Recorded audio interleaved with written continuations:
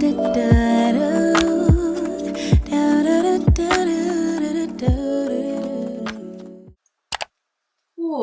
okay, I'm so hungry. Hi guys, welcome to this vlog. As you guys can tell by the title, the video is basically going to be about seeking Jesus and like watching me seek Jesus more throughout like my mental health and like my life struggles. And I was like, you know what, why not make this a vlog, because I'm just doing a lot today, tomorrow, and this week. So I feel like I could just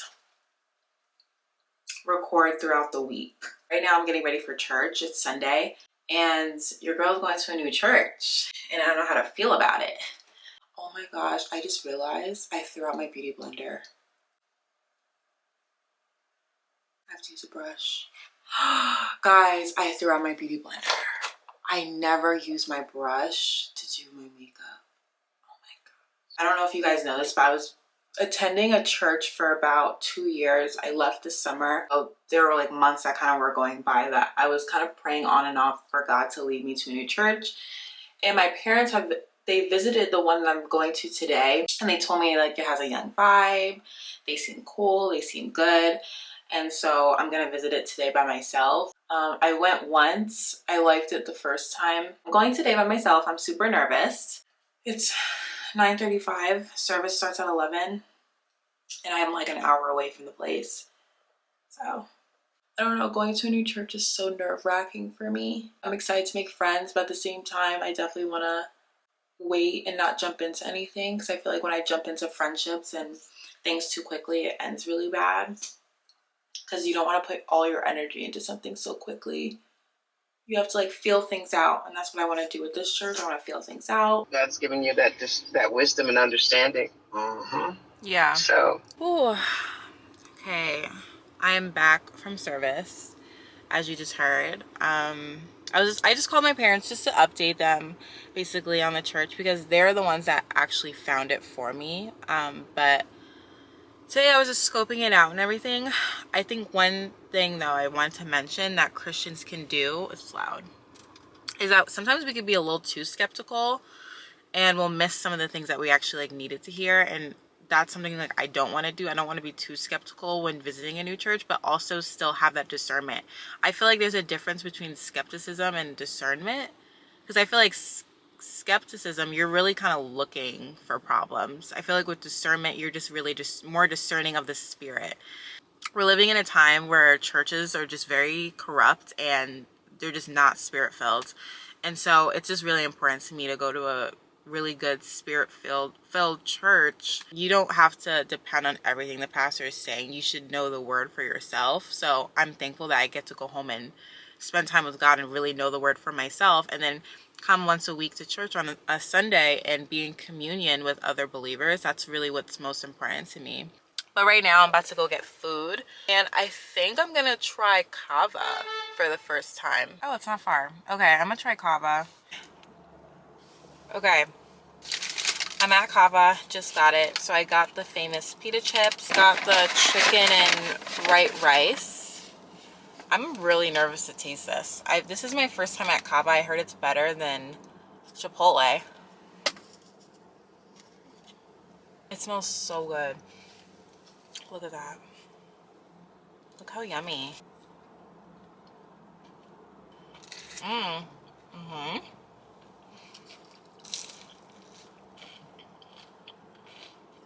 Whoa, that's good.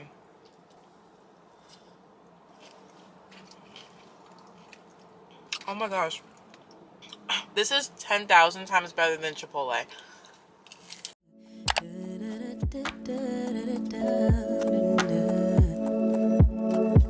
Feels like the first time. Throw away all my pride. Don't wanna say I love you first, but holding it in just might make me. This is all for my video.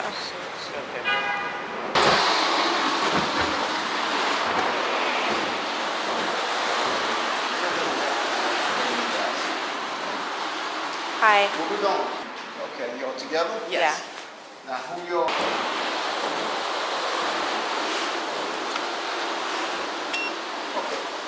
So sweet 908. Okay. For those of you who don't know, I got a septoplasty back in October, but basically I'm having the same symptoms. So to me and my parents, it looks like the surgery kind of failed, not sure. So I'm in New York now to see a plastic surgeon, but he also works with sinus problems, sinus related problems. So I'm going upstairs to see him now. Super excited. Do you want to be in there or no?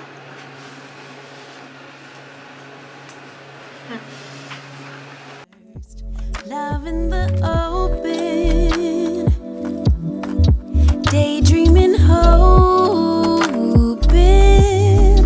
melting in our make-believe new worlds. Whispering winds bring the remembrance that you're my girl. No shame, no games. I wanna fall in love, fall in love. I'll be a savage. Like, look outside. We're snowed in. So this is what they look like after I cut them up. Or do you like sweet caramel honey dipped? I'm yours till the beat flips. Don't let it slip. Give up my power. Yes, afraid to lose each other. Counting the hours till I see you again. Could you be life, lover, and best friend? Waiting for text back. Wondering where you. It's a little quiet in my house right now because everyone's sleeping. I'm gonna give you an update on everything that's going on. I'm out of breath. Why am I out of breath? My goodness. And yes, I'm wearing the same sweater that I was wearing yesterday. I haven't left the house in like 2 days, okay? And it's clean, so don't come for me. Oh, it is good light. Okay, perfect. So basically, for those of you who don't know, my last job, I was a stylist within the retail world. So this is coming from a former one to anyone who's trying to be one within the retail world. Be prepared for inconsistent pay and like inconsistent hours, because your hours and your pay depend on your clients. And if it's a slow season, you're not going to get any money. You're not going to make money. You're not going to have a big paycheck. Your hours are going to be limited. But if it's like a really popular, like fast season, you're going to be making a lot of money. But for me, I just couldn't afford to have inconsistent pay. Like, I have bills I need to pay. Like, I need, like, in regards to a 9 to 5 where they have like a base set pay or salary or whatever, that they get bi-weekly or monthly or however, like that's what I needed. So I was like, you know what, maybe it's time for me to move on to like the corporate life. I'm a corporate girly now, or I'm trying to be. I came from the retail world because, again, I'm in fashion. My major is fashion merchandising. I came from a business administration and marketing major. So I'm kind of in just that marketing, creative, and now fashion creative realm. So I'm trying to find a job within that. I've been struggling. It's been really just hard because I've been getting rejection letter after rejection letter after rejection letter. And it's just so hard. It's so weird that I'm getting into the habit of turning on my camera when I'm upset, but I just got another decline for a job. And I'm sad. I'm trying not to get discouraged and trust God, but this is hard. This trust process is hard because I need a job. Because you're in competition with so many people, especially if you're working in a big city. So yeah, that's basically my whole issue right now. And another thing too, which you guys don't know, because you guys really don't know anything that's going on in my life because I don't have social media. So you guys only know what I tell you, which is so funny. But this right now, it is currently Oh my gosh, it's March 1st. I was supposed to be living in like a whole nother state. You guys had no idea. I was supposed to be living in a whole nother state right now. A few months ago, or a couple months ago, I decided to move on my own timing, my own decision. That was mistake number one. And live by family, because I thought it was just time for me to move out, be independent. And when I tell you, my plans went up into flames because I was not incorporating Jesus into my plans at all. And I don't practice what I preach. You can comment it down below. I feel like when I give advice on this platform on YouTube, I'm really like, I have more of a longing to help other people than myself.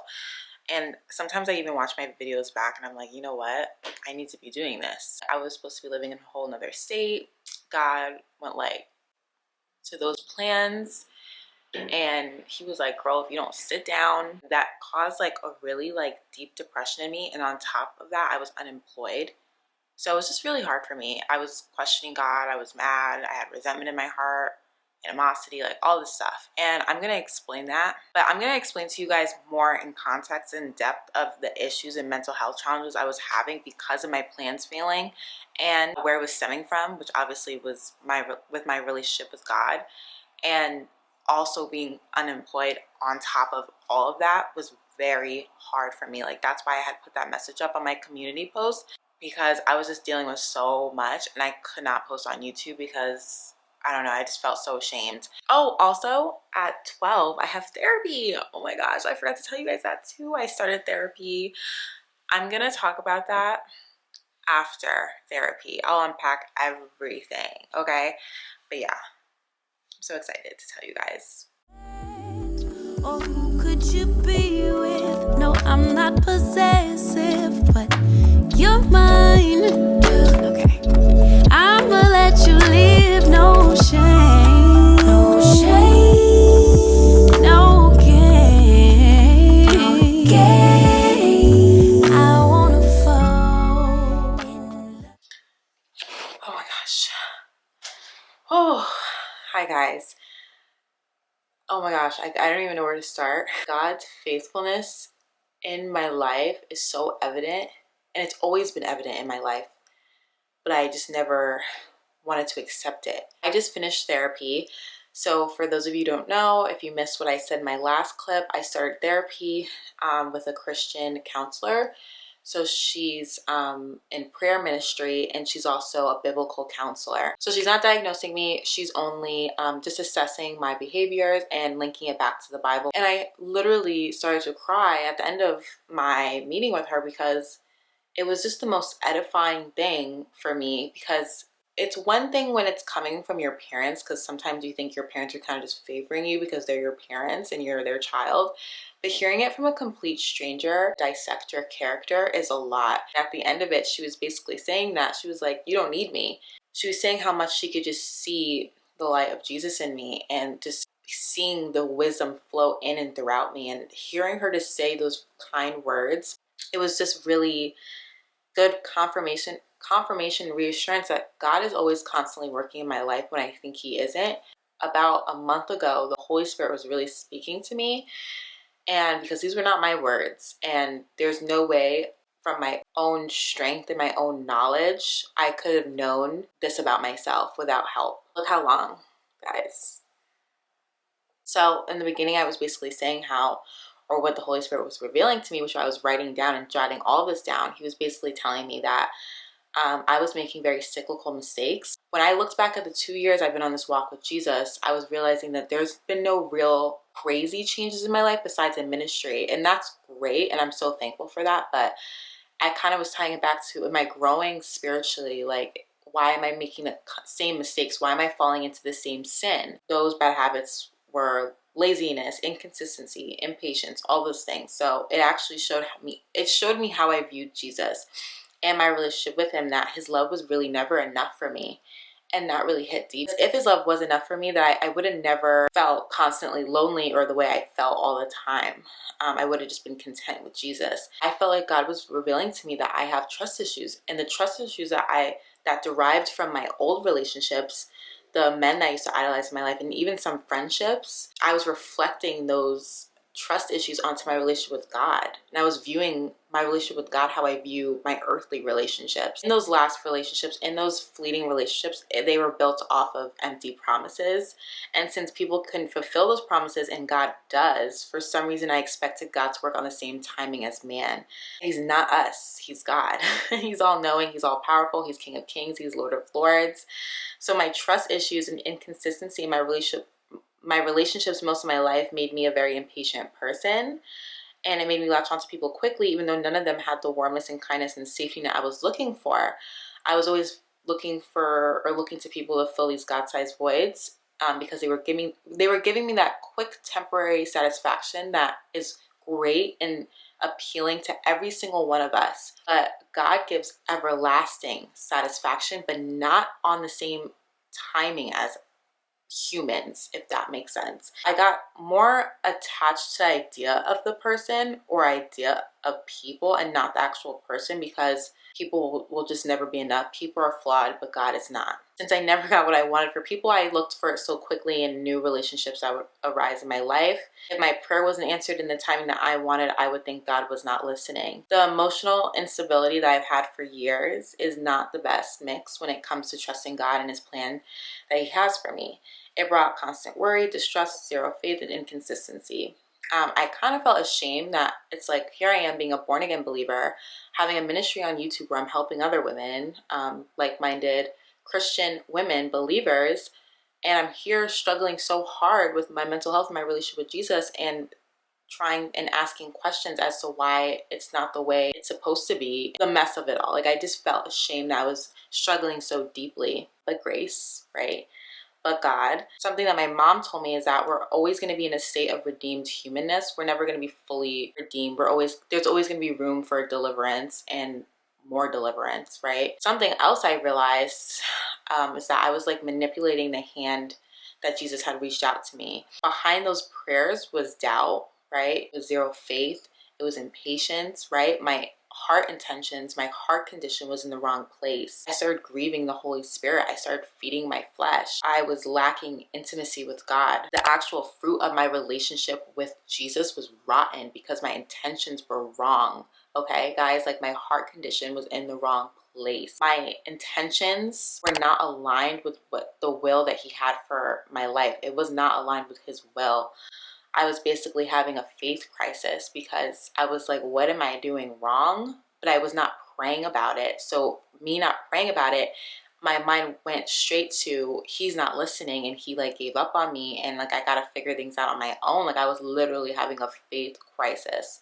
One thing that was really helpful to me during this whole thing was silencing and muting everyone's opinions. Yes, the counsel and just the tip videos and everything was very helpful, but at one point you really just need it to be you and Jesus, really hear from him. Instead of talking, complaining, listen, sit in his presence. I look back at my journal entries, and all the whole time I could see that I was just complaining about everything in my life, like constantly throwing myself a pity party because I was just impatient. I was expecting God to work and be on the same timing as me. I'm getting to a point in my life where I just want an authentic encounter with Jesus instead of an emotional experience.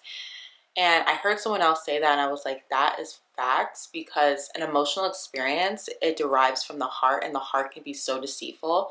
The heart will make you want to stay in those emotions and make those emotions feel valid without actually giving it over, allowing God's sovereignty, control to be over your well-being and our life. So I basically really had to pray and ask God to help my unbelief. It's a lot easier to be close to God when things are going good in your life, because you can actually think of things to be thankful for because they're right in front of you.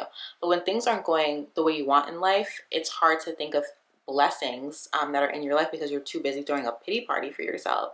So I got to a point, I'm now at a point where I'm understanding that God has been faithful to me this whole time. And he was like replaying those moments in my head. It gives me peace. I realized I need to go to therapy to just unpack a lot of stuff that was in a suitcase for a very long time. But long story short, the Holy Spirit basically unpacked it all for me.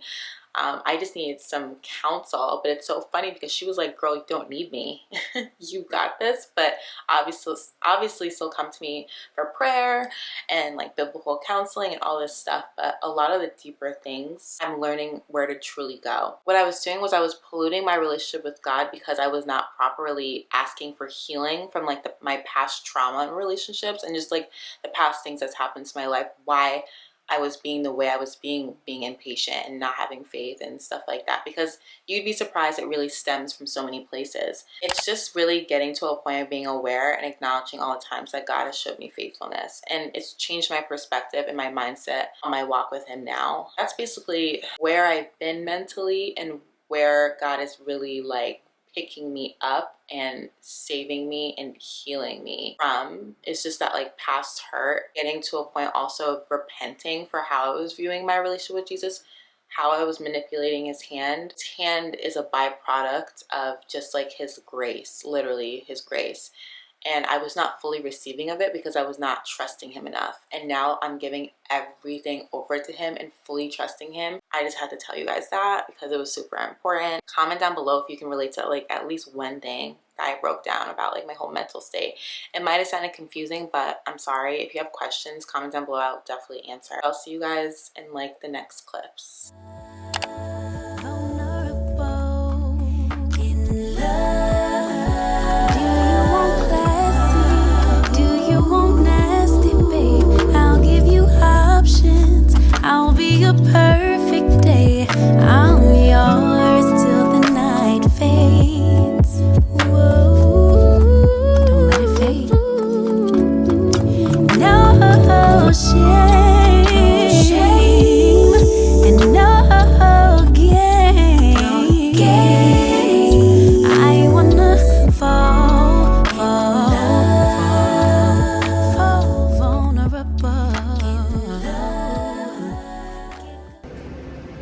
Not my mom trying to copy me. She's trying to copy me, guys.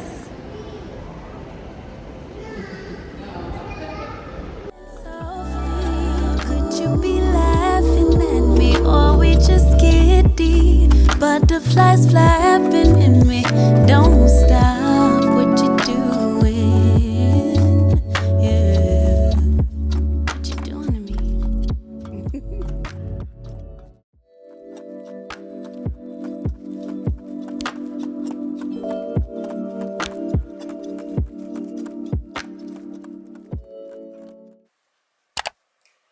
Okay, so this is gonna be my last day of recording. I'm definitely gonna be doing more vlogs because I realized people really like vlogs. So I think I might do a monthly or something, but I'll see. But today is my dad's birthday, so we're going to celebrate, eat dinner, go see a movie. We're gonna go see Creed. I'm only going for like one reason and one reason only, because my husband's in there.